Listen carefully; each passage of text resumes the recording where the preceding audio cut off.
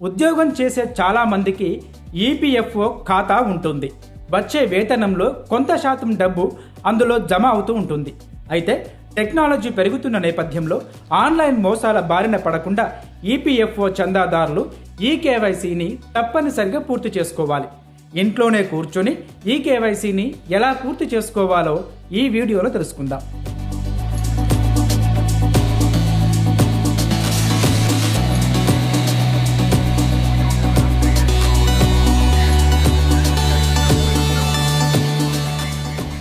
EPFO ఖాతాదారులు ఈ కేవైసీని పూర్తి చేసుకోవడానికి ముందుగా www.epfindia.gov.in వెబ్సైట్ ఓపెన్ చేయాలి.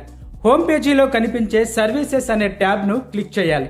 ఆ తర్వాత కింద కనిపించే ఫర్ ఎంప్లాయీస్ అనే ఆప్షన్ను ఎంచుకోగానే కొత్త పేజీ ఓపెన్ అవుతుంది. అందులో సర్వీస్ సెక్షన్లోకి వెళ్ళి మెంబర్ UAN/ఆన్లైన్ సర్వీసెస్లపై క్లిక్ చేయాలి. అందులో UAN పాస్వర్డ్ వివరాలు ఎంటర్ చేసి లాగిన్ కావాలి. ఓపెన్ అయిన కొత్త పేజీలో మేనేజ్ ఆప్షన్ ఎంచుకొని అందులో నుంచి కేవైసీ ఆప్షన్పై క్లిక్ చేయాలి. ఆ తర్వాత మరో పేజీ ఓపెన్ అవుతుంది.